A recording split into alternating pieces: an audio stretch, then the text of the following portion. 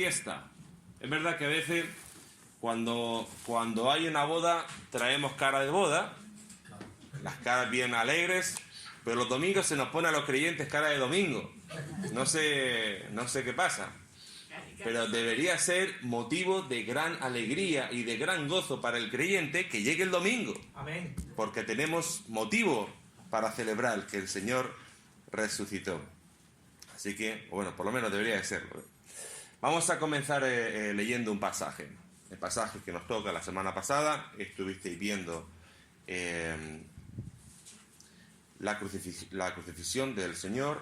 Y ahora vamos a ver el siguiente pasaje, que es del 42 al 47. Leemos en Reina Valera. Cuando llegó la noche, porque era el día de la preparación, es decir, la víspera del día de reposo, José de Arimatea, miembro noble del concilio que también esperaba el reino de Dios, vino y entró osadamente a Pilato y pidió el cuerpo de Jesús. Pilato se sorprendió de que ya hubiese muerto y haciendo venir al centurión le preguntó si ya había muerto. E informado por el centurión, dio el cuerpo a José, el cual compró una sábana y quitándolo lo envolvió en la sábana y lo puso en un sepulcro que estaba cavado en una peña e hizo rodar una piedra a la entrada del sepulcro. Y María Magdalena y María, madre de José, miraban donde lo ponía. Vamos a orar. Padre, gracias por tu palabra y gracias por esta mañana en la cual podemos abrirla y exponerla. Pero no quiero ser yo el que la exponga, Señor. Quiero que seas tú hablando a través de mí, Señor. Prepara nuestros corazones, Señor, y nuestros oídos que estén atentos a estas palabras, Señor, que has traído para edificación de tu iglesia. Te lo pedimos en el nombre de Jesús. Amén. Cesáreo Gavarain fue un sacerdote nacido en el 36, un sacerdote español allá por el norte, un hombre completamente dedicado a su parroquia y su pasión, entre otras, era la música. Este hombre compuso cientos de canciones, un hombre muy conocido. Y en aquellos momentos, ¿no?, de más esplendor de su parroquia, él tenía a su mano derecha un chico joven llamado Juan Pedro. Juan Pedro era el organista de la iglesia y trabajaban codo con codo componiendo las canciones. Venía gente de otros lugares a escuchar esas canciones que Cesáreo y Juan Pedro componían. Por alguna razón, este joven Juan Pedro fallece con 17 años. Y cuando fallece, esto supuso un golpe tremendo para este sacerdote. Su compañero de milicia, su compañero de trabajo, muere. Y con él, lo que hace Cesáreo, expresa ese dolor tan fuerte componiendo una canción. Ese dolor tan fuerte que sentía por su hermano en la fe. Y compone esta canción, que voy a leer nada más que el coro. Dice: cuando la pena nos alcanza por el hermano perdido, cuando el adiós dolorido busca en la fe su esperanza, en tu palabra confiamos con la certeza de que tú, oh Dios, ya le has devuelto a la vida. Esta canción, obviamente, es mucho más larga, pero la canción se titula La muerte no es el final. ¿Vale? Bueno, fue una canción que se usó más adelante, muy conocida. Y podríamos usar este mismo título para el día de hoy. Hermanos, la muerte no es el final. Este sería el título de la predicación. Y este era el sentir en este día que acabamos de leer. A Jesús lo habían crucificado. Jesús había muerto hacía 6 horas, como vamos a ver, y con él toda su esperanza, toda la esperanza. Él había sufrido en la cruz durante 6 horas, 6 largas horas, había sido humillado hasta la muerte. Lo crucifican en medio de 2 malhechores. Ya no quedaba nadie allí. Había habido un terremoto, había habido oscuridad, la gente ya se había marchado. toda la esperanza se había desvanecido. Había muerto el Hijo de Dios. Y estamos en ese día y necesito de alguna forma que nos pongamos en ese lugar para entender los momentos que se están viviendo justo en este día. Era un momento de lamento, era un día de llanto, era un día de tristeza, estaban viviendo un momento triste. Para hacernos una idea, son entre las 3 y las 5 de la tarde. Jesús muere a las 9 de la mañana y disponen de menos de 3 horas para darle sepultura. Necesitamos entender esto para poder entender el pasaje. Hay prisa, hay urgencia, y eso es lo que vamos a ir viendo. Lo primero que me gustaría resaltar es que generalmente uno oye acerca, a lo largo de la vida, ¿no?, los que ya llevamos unos años, ¿no?, de creyente, hablamos de la muerte y de la resurrección de Cristo, ¿sí?, como dos péndulos esenciales, importantes. ¿Y de la sepultura? ¿Qué hay de la sepultura? No se habla tanto de la sepultura, pero hoy vamos a hablar de la sepultura, ¿vale? Y el primero que se hace eco aquí, uno de ellos, aparte de los 4 evangelistas, porque es un pasaje que aparece en los 4 evangelios, que recomiendo que lo leáis, que no quedáis solamente con lo que dice Marcos, porque los otros 3 evangelistas enriquecen y aportan detalles en la sepultura. Y hoy vamos a sacar todo lo que podamos, ¿vale? Dice Pablo en Corintios 15, 3 y 4, que Cristo murió por nuestros pecados, murió, conforme a las Escrituras, y fue sepultado y resucitó al tercer día, conforme a las Escrituras. Los 3 eventos esenciales son claves e importantes. Bueno, aquí tenemos el texto. Y tenemos aquí, lo primero que queremos sacar es los testigos presenciales.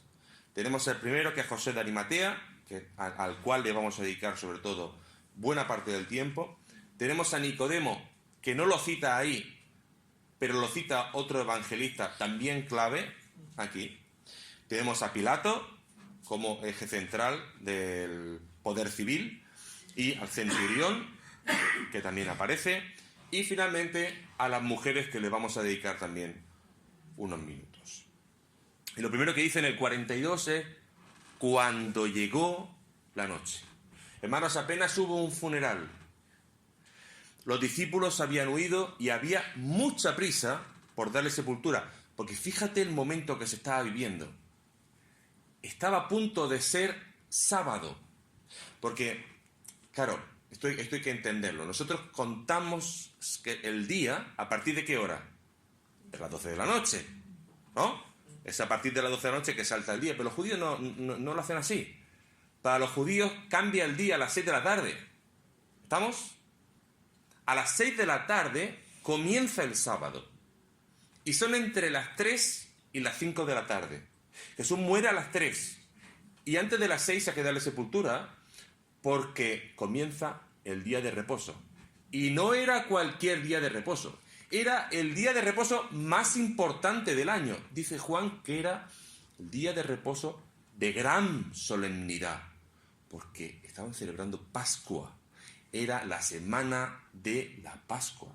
¿Estamos entendiendo? ¿Estamos entendiendo? O sea, el momento que estaban viviendo era tremendo. Había que darle reposo. Entonces, probablemente los dirigentes judíos pidieron a Pilato que quebrasen las piernas de los reos, porque ellos, los ritos había que cumplirlos, ¿eh? O sea, como habéis visto estos días, manipular, acusar, retorcer, mentir para acusar a un inocente y crucificarlo, eso no es ningún problema. Pero el día de reposo hay que cumplirlo, ¿eh? Eso sí que había que cumplirlo, y hay que cumplirlo a rajatabla.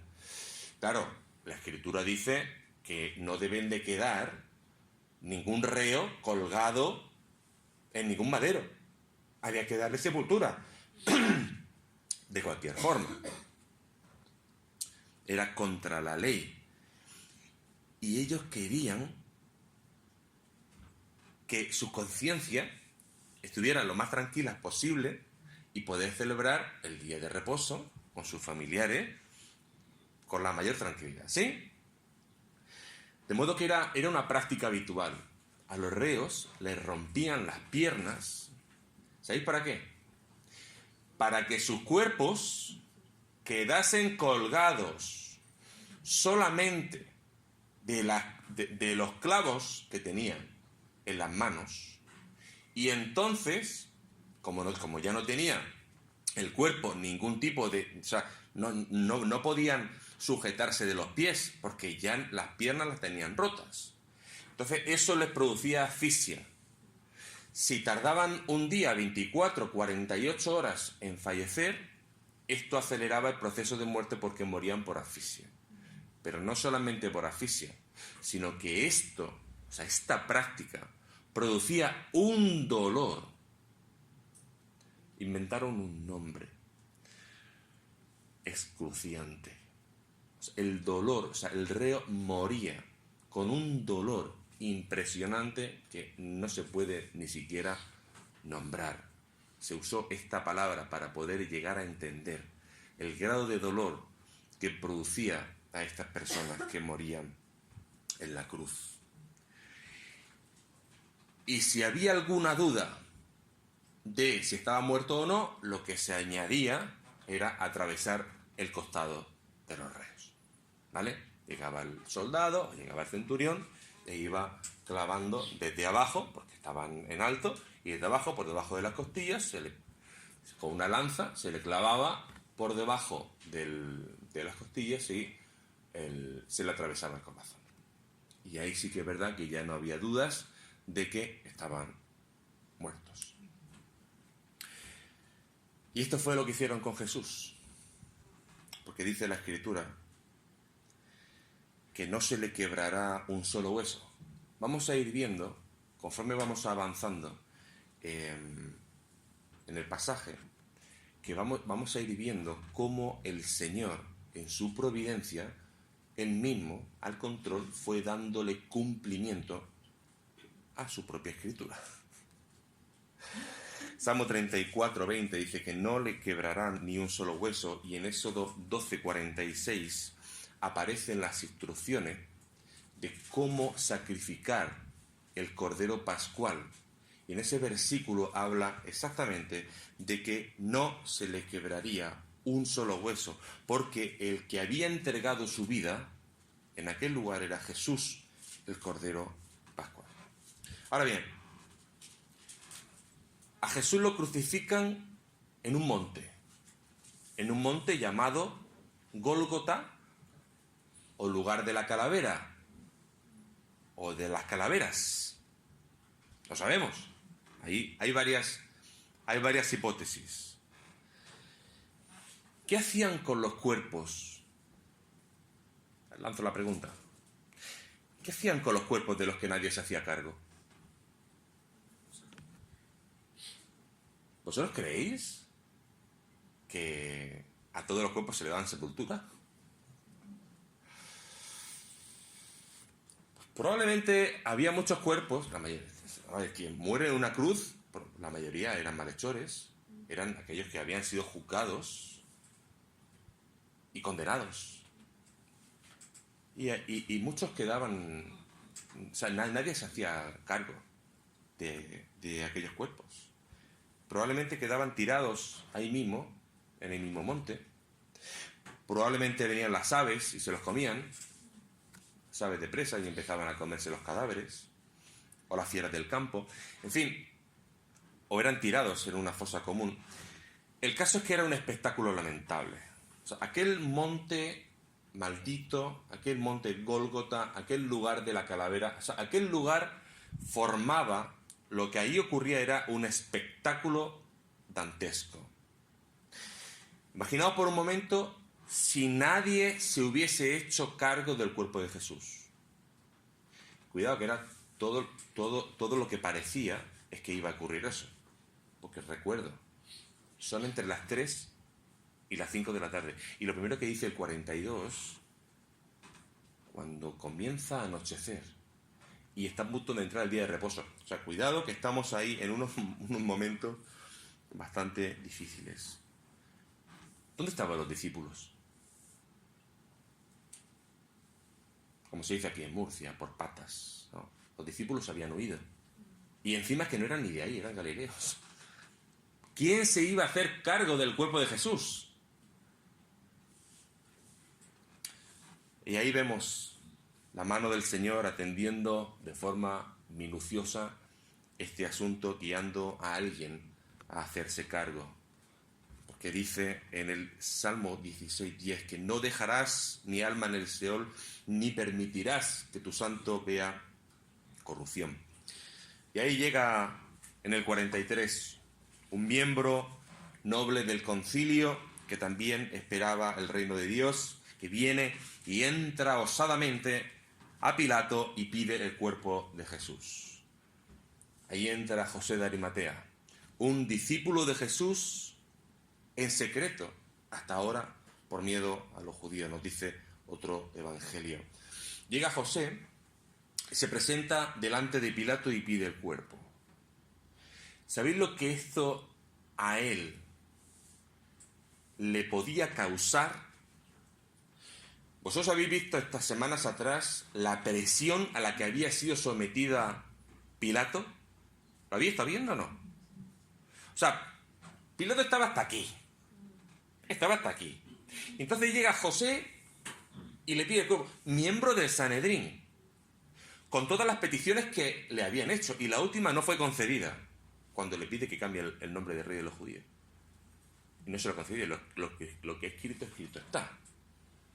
O sea que los riesgos eran altos. Los riesgos que tenía José de Arimatea a que lo identificasen con uno de sus seguidores, con uno de sus discípulos, eran altos. Porque a Jesús no solamente lo acusan de blasfemia, lo acusan también de sedición. El hecho de asociarle con Jesús, y él claramente cuando viene y pide el cuerpo, ya se expone claramente a que lo asocien. Eso le iba a suponer que lo expulsen del Sanedrín. ¿Sabéis lo que tenía que hacer un judío para llegar a ser miembro del Sanedrín? Tiene que dedicar su vida entera. Ser miembro del Sanedrín era lo máximo de la sociedad. No había más. ¿Me explico? Iba a ser expulsado del Sanedrín. Probablemente expulsado de la sinagoga. Y no olvidemos que era un hombre rico. O sea que esto le iba a suponer aislamiento social. Esto le iba a suponer pérdida económica importante.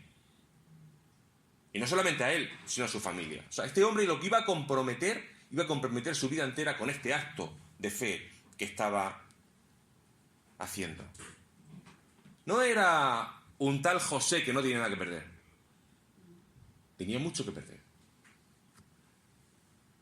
Sin embargo, dice que cuando llegó la noche, cuando parecía que Jesús iba a quedar sin su cuerpo, sin darle sepultura dignamente, llega este hombre con una valentía asombrosa y se planta ante Pilato y entra en el pretorio.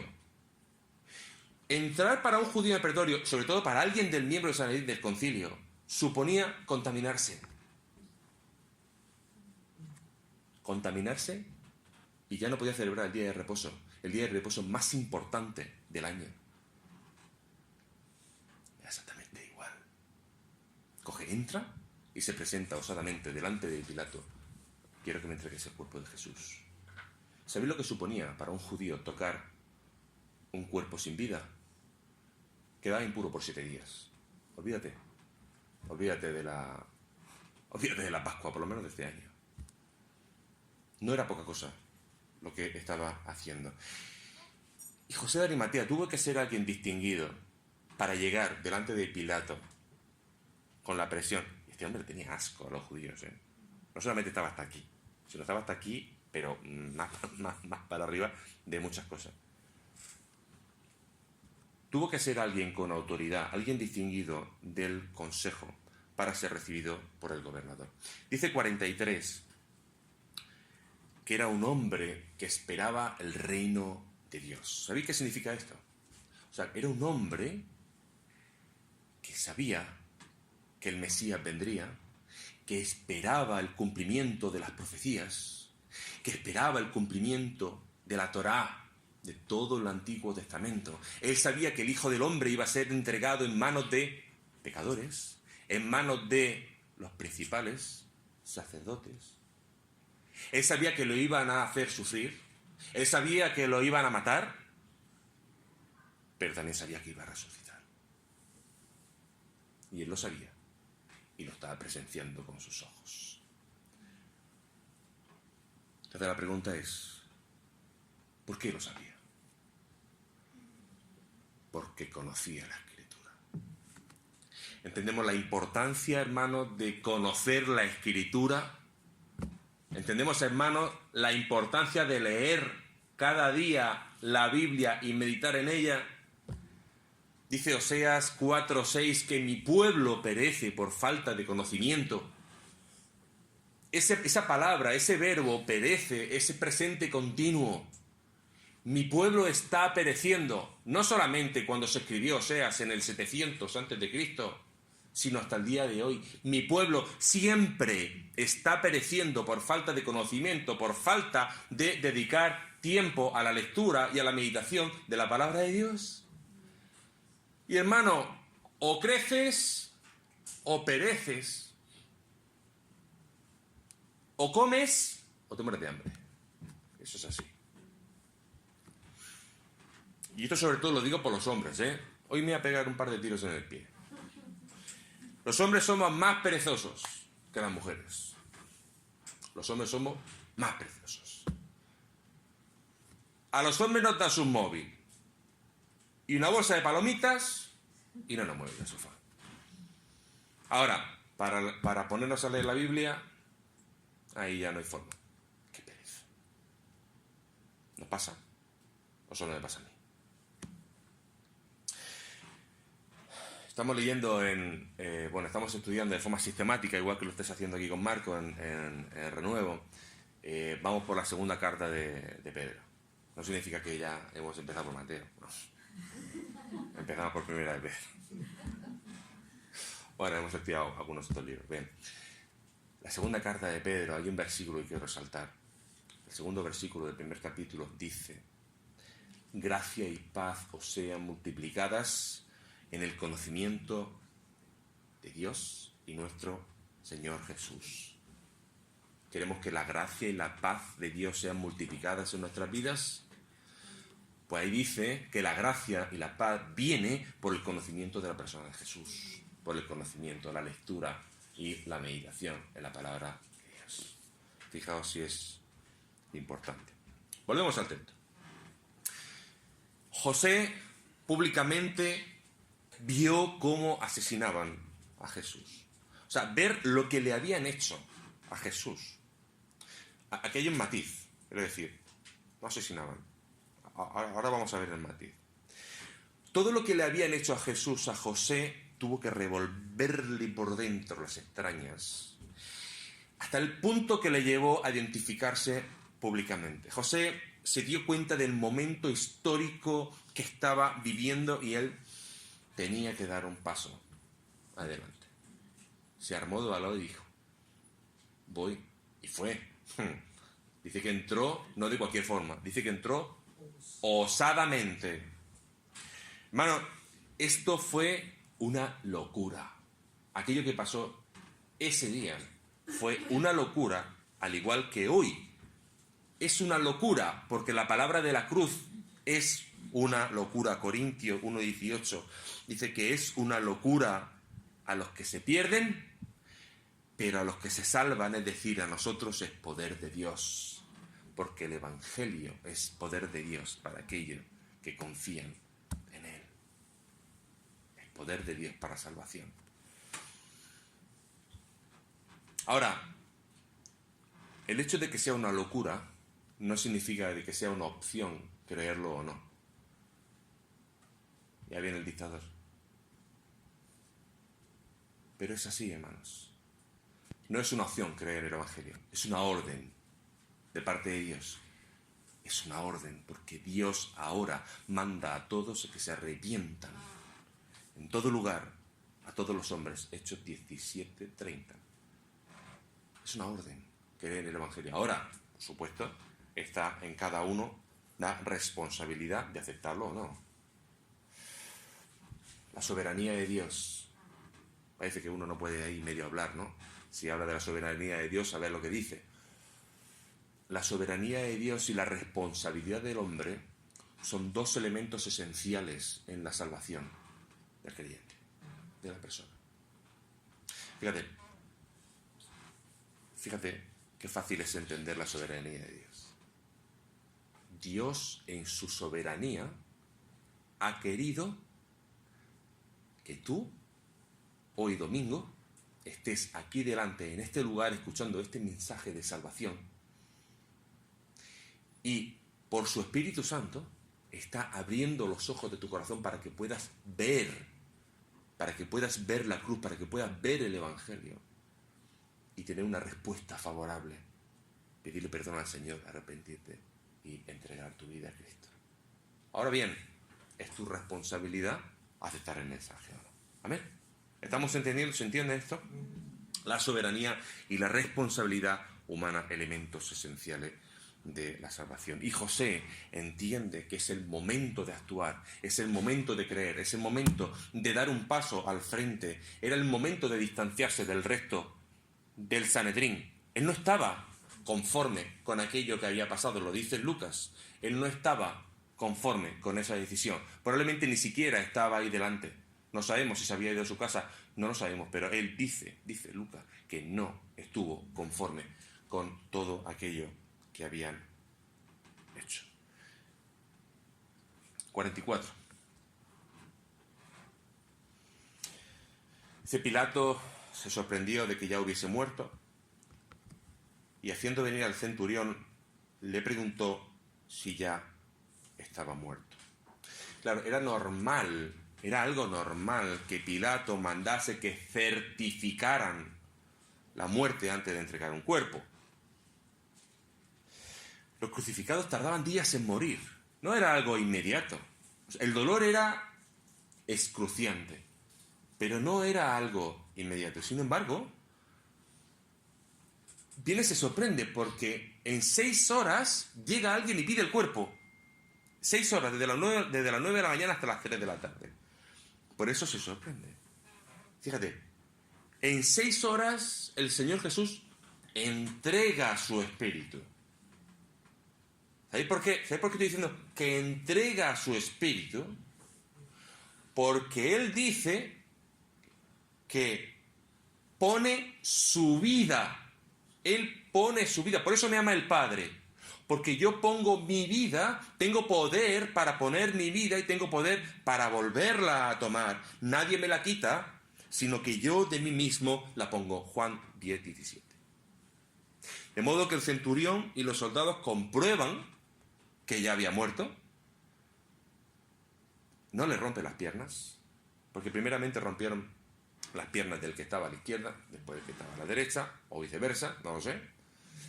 Pero rompieron las piernas de ambos, pero cuando llegan a Jesús, como ya había muerto, se dieron cuenta de que ya había muerto, pues no lo hicieron.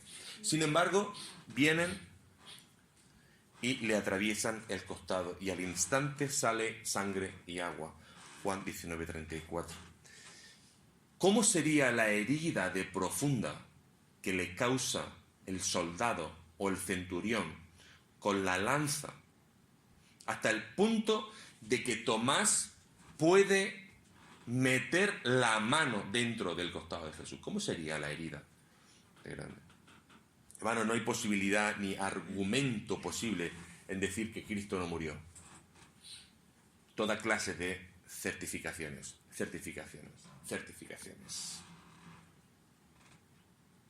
Por mucho dinero que le pagaran a los soldados, no consiguieron sostener este argumento.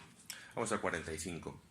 Dice: informado por el centurión, Pilato dio el cuerpo a José, el cual compró una sábana y, quitándolo, lo envuelve en la sábana y lo puso en un sepulcro que estaba acabado en una peña, y hizo rodar una piedra a la entrada del sepulcro. Vamos a ver otro cumplimiento. Dice el Evangelio de Juan, un detalle más a añadir, que el sepulcro era nuevo. el 1941, un sepulcro nuevo excavado en la roca en el cual no había sido puesto nadie. No era un sepulcro cualquiera, un sepulcro nuevo. Y esto me gustaría entender, que pudiéramos entender una cosa, ¿vale? Para que nos hagamos una idea, probablemente imaginaos que en la esquina de la calle está el monte Gólgota.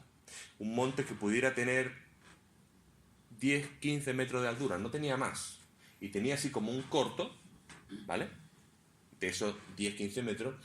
Y conforme comienza, es un colegio, ¿no? Es un colegio. Conforme terminan los edificios y comienza el colegio, hay una zona, un huerto, donde hay varios sepulcros. ¿Sí? Y uno de los sepulcros es el sepulcro de propiedad de José de Arimatea. Para que nos hagamos una idea, 150 metros, 200 metros, no hay más. Tenemos que recordar de que cargaron el cuerpo de Jesús. Tenían poco tiempo y pudieron darle sepultura. No era un sitio de llevarlo a 2 kilómetros. Era un lugar muy, muy cercano. Nosotros tuvimos la oportunidad en 2018 de estar en Jerusalén, fuimos con Albert, y desde el lugar donde se cree que fue la tumba, no tuvo por qué ser esa, pudo ser esa, hubo una parecida, pero ayuda bastante, ¿no?, a hacerse una idea de cómo pudo ser. Y desde ahí se ve el monte Golgota no muy a lo lejos, 200, 300 metros, muy, muy poquitos metros, y ayuda a entender un poco cómo pudo ser aquello. Bien, es muy probable que José, porque dice que y quitándolo, es muy probable que José fuera el que quitó los clavos de nuestro Señor Jesús, que lo desclavó de la cruz. Y junto a Nicodemo tuvieron que lavar el cuerpo de Jesús para poder envolverlo a una sábana. Hermano, fijaos, Nicodemo no aparece aquí, pero está aquí y hay que nombrarlo. El apóstol Juan nos informa que Nicodemo fue este hombre que pide una audiencia en el capítulo 3 para venir a Jesús, y viene Jesús de noche y tiene aquella conversación en Juan 3. Este hombre viene ahora, Nicodemo era un hombre rico, igual que José de Arimatea. Este viene ahora con 34 kilos de mirra y aloe. Viene con una mezcla costosísima. Era una mezcla que se empleaba para embalsamar a reyes, no a cualquiera. A veces se nos pasa por alto. ¿Y eso qué es la mirra? ¿Qué es el aloe? Eso era costosísimo. Se usaba para embalsamar a reyes. No todos tenían acceso a eso, a esos materiales, no, a esas especias. No todos, solo algunos. Y viene Nicodemo con esos 34 kilos para embalsamar a un rey. Isaías 53, 9, Dios dando cumplimiento a su palabra. Dice que se dispuso con los impíos su muerte, con 2 malhechores, mas con los ricos fue su sepultura. Fue enterrado por ricos y como un rey, con toda dignidad, con toda la dignidad que merece el Rey de Reyes. Claro, uno se pregunta, ¿esto cómo puede ocurrir? ¿Cómo puede ocurrir un hombre que viene a Jesús por la noche? ¿Cómo puede ocurrir alguien que es discípulo de Jesús en secreto? ¿Cómo puede ocurrir ambos que han dedicado absolutamente toda su vida desde pequeños, que ya eran candidatos hasta llegar al Sanedrín, a lo máximo, a la crén de la sociedad? Cualquiera que los miraba, ¿estamos entendiendo? O sea, ¿cómo alguien deja aquello? ¿Cómo alguien está dispuesto a dejar todo por Jesús? por todo lo que han luchado, perseguido, conseguido a fin de ganar a Cristo, al autor de la vida. Pues en esto consiste el Evangelio, hermanos. Como ese hombre que va en busca de perlas preciosas y cuando encuentra la perla de gran precio, vende todo lo demás y compra la perla. O como ese hombre que encuentra el tesoro en el campo y vende todo lo que tiene y compra el campo, porque ahí está el gran tesoro. Y Jesús es la perla de gran precio. Jesús es ese tesoro. Hermanos, en esto consiste el Evangelio. Aquel que es el Salvador del mundo, aquel que tiene poder para dar su vida y para volverla a tomar. Amén. Mientras tanto, un detalle importante. Dios, que no olvidemos que Él está dirigiendo todo desde el cielo, hermanos. Él está dirigiendo la sepultura de su Hijo. Él está dirigiendo a aquellos a recoger el cuerpo cuando no había tiempo. Había apenas muy poco tiempo. Y a darle sepultura de una forma digna. Y a no permitir que su justo vea la corrupción. El cuerpo de Jesús no vio la corrupción. Y a enterrarlo, a sepultarlo en un sepulcro nuevo. Para aquellos que se preguntan, esa típica pregunta, ¿no? Si existe el mal, ¿cómo puede Dios existir? ¿Os han hecho alguna vez la pregunta esta? Quizá la respuesta adecuada es, bueno, ¿y qué ha hecho Dios al respecto?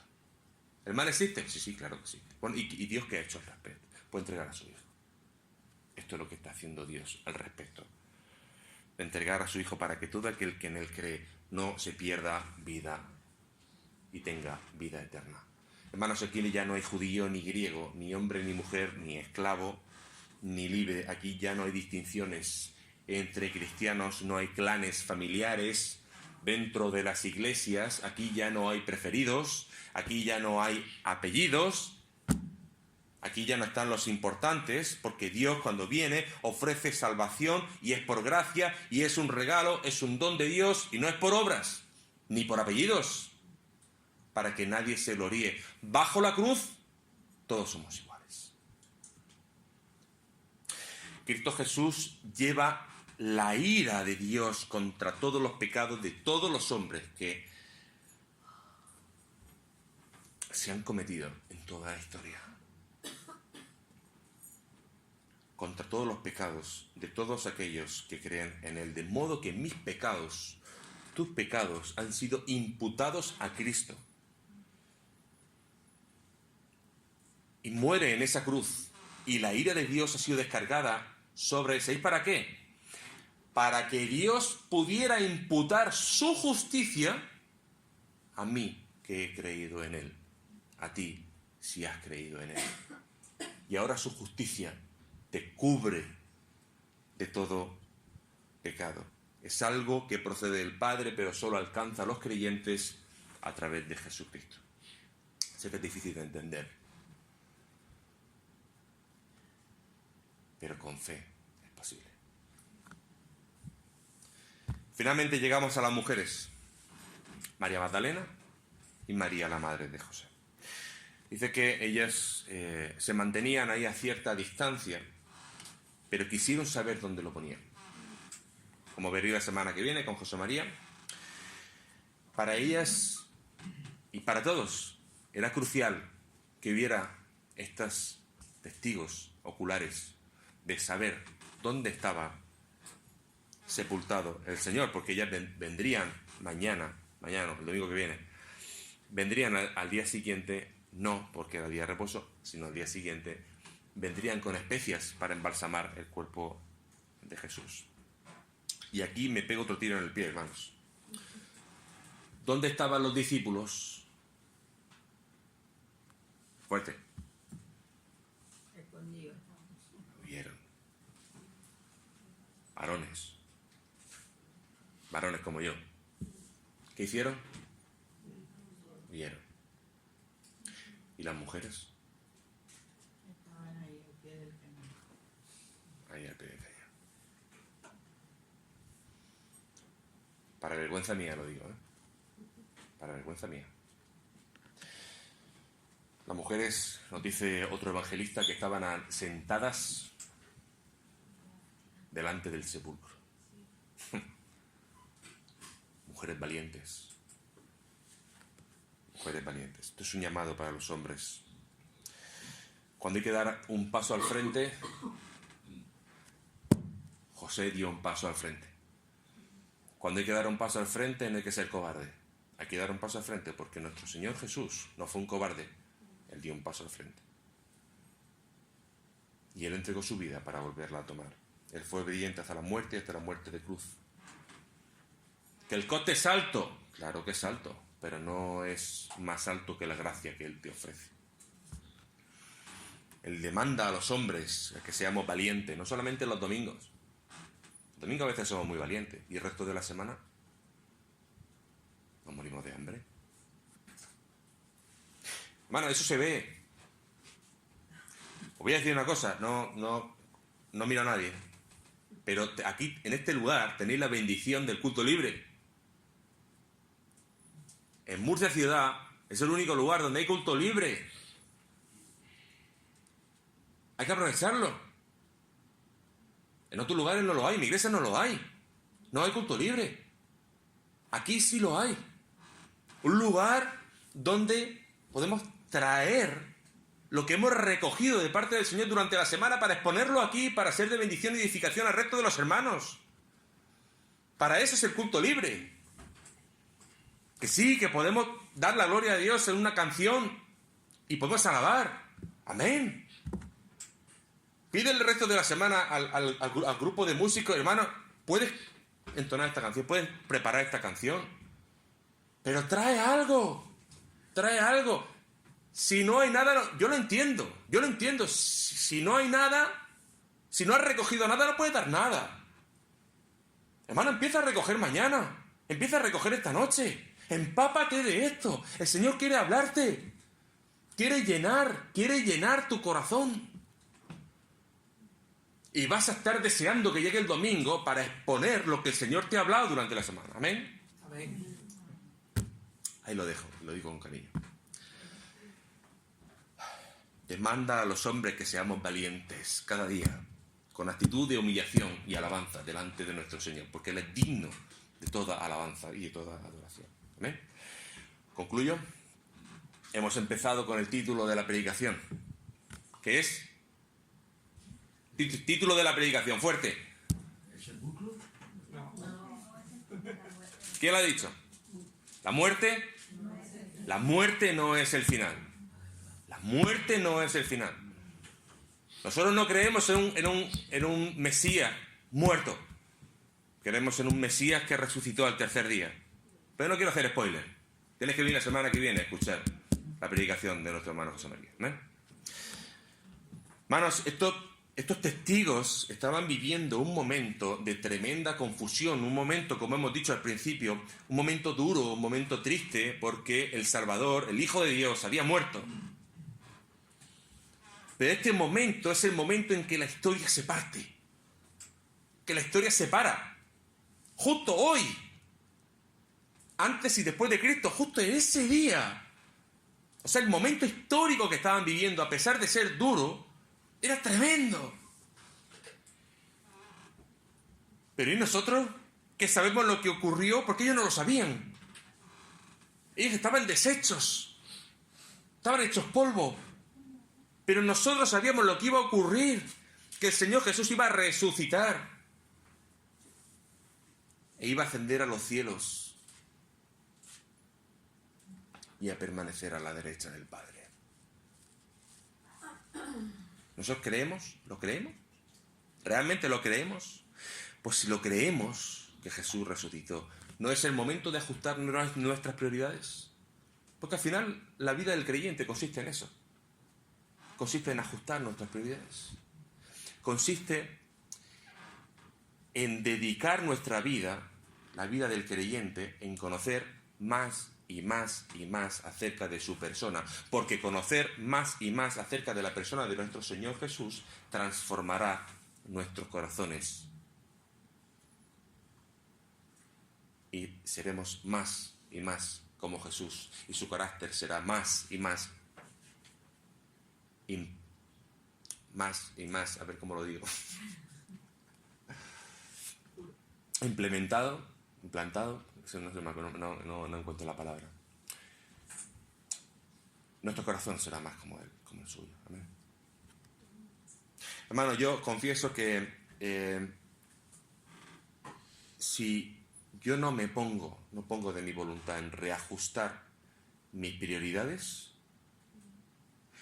yo soy el primero que echa el carro por el pedregal. Así lo digo, continuamente tengo que estar haciendo. Tengo que estar reajustando. Yo soy el primero que se va por los cerros. Y eso no es lo que el Señor quiere. No olvidemos que tenemos una naturaleza caída, que tenemos que convivir con ella. Pero tenemos que reajustarla. Tenemos que pedir ayuda al Señor.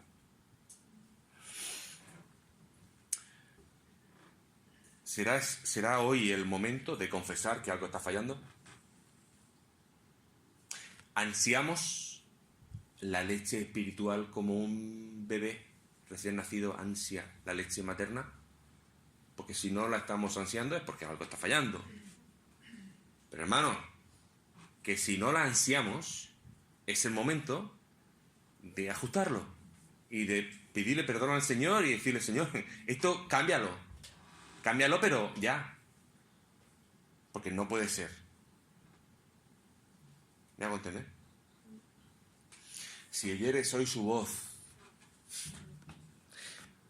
no retrases tu entrega a Cristo. Si todavía no lo has hecho, no retrases tu entrega a Cristo. Pídele perdón, pídele que te salve, entrega tu vida a Cristo porque Él lo va a hacer. Él lo va a hacer. Habla con un líder de la iglesia si tienes dudas, pero no lo dejes. No lo dejes. No lo dejes. En su soberanía Él ha venido para que escuches. Y Él abre los ojos de tu corazón para que puedas tener una respuesta favorable a lo que Él ha hecho por ti, que Él ya ha hecho por ti. Amén. Y por último, el taller del sábado. ¿A qué hora? ¿7:30? 6:30. A las 6:30, el taller del sábado, estudio. El taller del sábado a las 7:30. Los talleres normales cierran los viernes a las 6 de la tarde. Los talleres de coches. Y los sábados, aquí está abierta, hermano. No hay excusa. No hay excusas. Ajuste de prioridades. Tiene que hacer algo. Hazlo antes o hazlo después. Pero aquí vamos a empaparnos de las riquezas espirituales que están escritas en este libro. Y el Señor quiere que te apropies de ellas. Amén. Pues que la paz de Dios sea con todos vosotros.